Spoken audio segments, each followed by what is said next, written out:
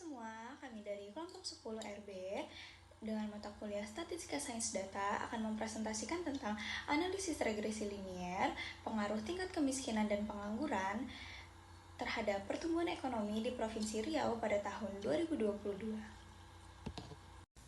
Selanjutnya, izin memperkenalkan teman-teman saya. Yang pertama yaitu Ryan Komika Ruby dengan NIM akhir 38. Yang kedua yaitu dengan saya sendiri, Triani Rizky Nurrohma dengan NIM akhir 20. Selanjutnya ada Patricia Leandrea Diajeng Putri dengan NIM akhir 50.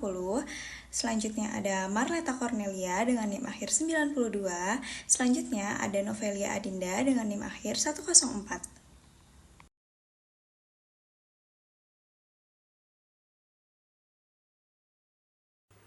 Teori dasar yang mendasari analisis ini yang pertama adalah regresi linier sederhana.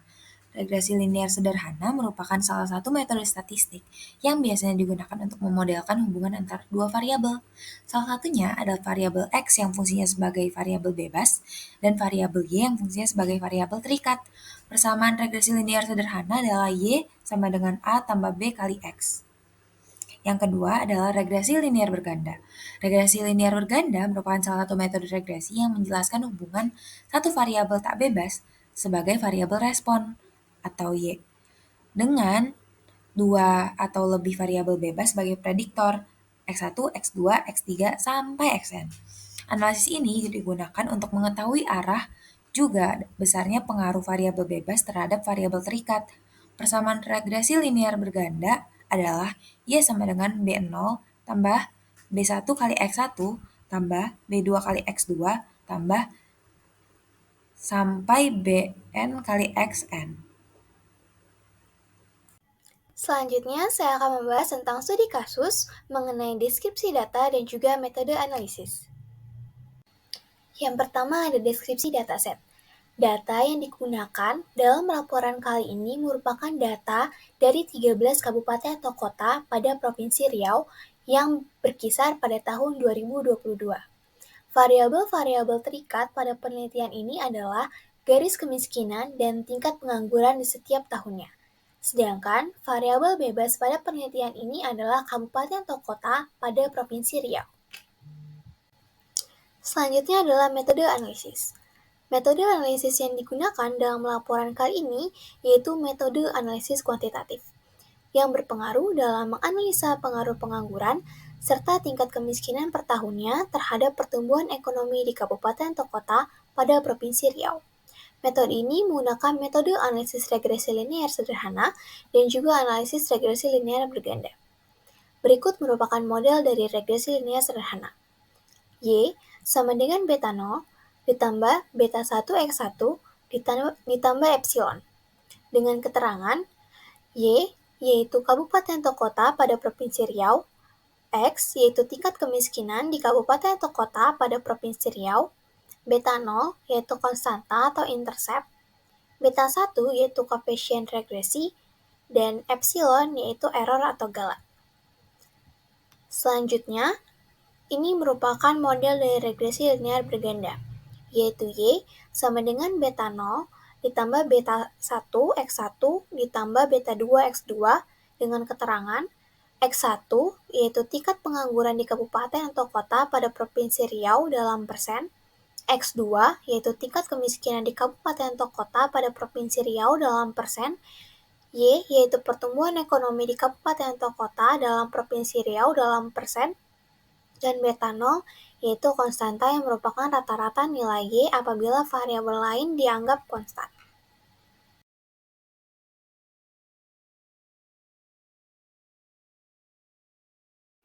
Selanjutnya adalah analisis regresi linear sederhana.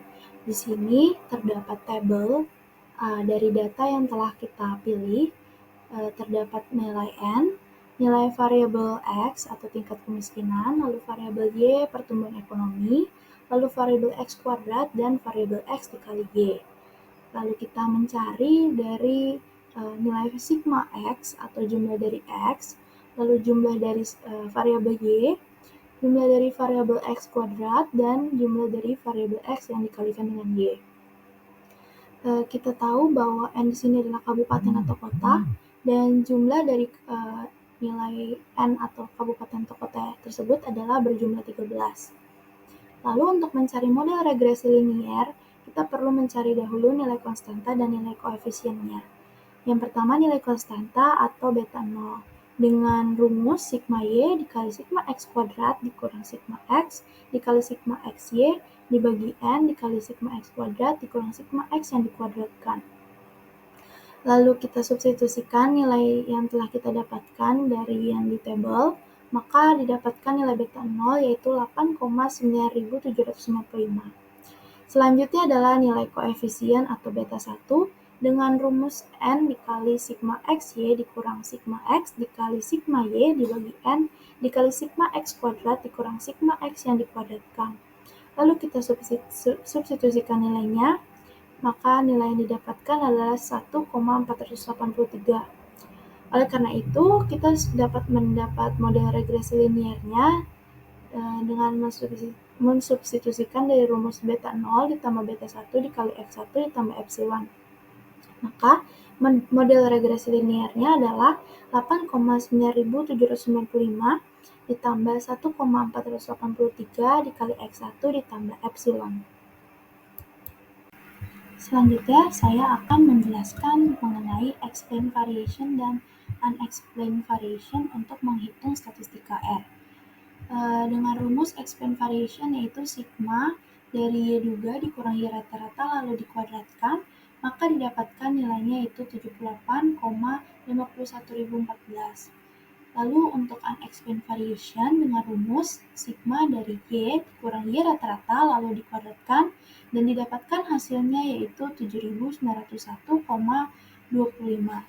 Maka kita bisa menghitung total variation dengan cara menjumlahkan dari explained variation ditambah unexplained variation, maka didapatkan hasilnya 7979,535.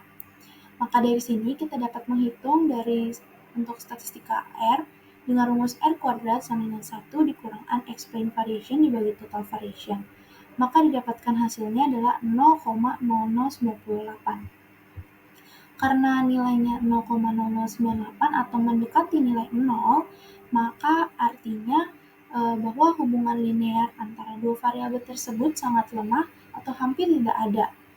Secara umum, nilai R yang mendekati 0 menunjukkan bahwa perubahan dalam satu variabel tidak memberikan informasi prediktif yang baik terhadap perubahan dalam variabel lainnya dalam konteks hubungan linear. Dalam konteks korelasi, nilai kecil seperti ini sering dianggap tidak signifikan secara praktis.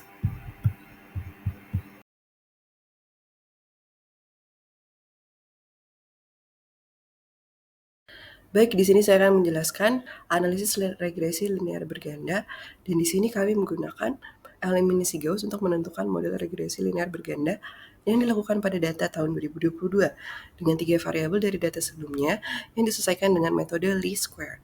Di sini menggunakan X1, X2, dan Y, lalu dicari X1 kuadratnya, X2 kuadrat, X1 kali X2, X1 kali Y, dan X2 kali Y. Lalu selanjutnya setelah tadi dibuat matriks least squared, dibuat totalnya dan dibuat menjadi dalam bentuk matriks dengan format tertentu yang lalu dilakukan metode eliminasi Gauss untuk mendapatkan nilai A0, A1, dan A2-nya. Lalu dimasukkan ke dalam model regresi linear berganda. Lalu hasil tersebut merupakan model akhir dari matriks eliminasi Gauss itu sendiri. Nilai dari koefisien tingkat kemiskinan adalah 1,543 dan mempunyai nilai yang positif. Hal tersebut memberi arti bahwa dengan asumsi variabel bebas lainnya diabaikan, maka apabila variabel tingkat kemiskinan meningkat sebesar 1%, maka akan mempengaruhi peningkatan tingkat kemiskinan. Lalu yang kedua, nilai dari koefisien tingkat pengangguran adalah min 0,678 dan mempunyai nilai yang negatif.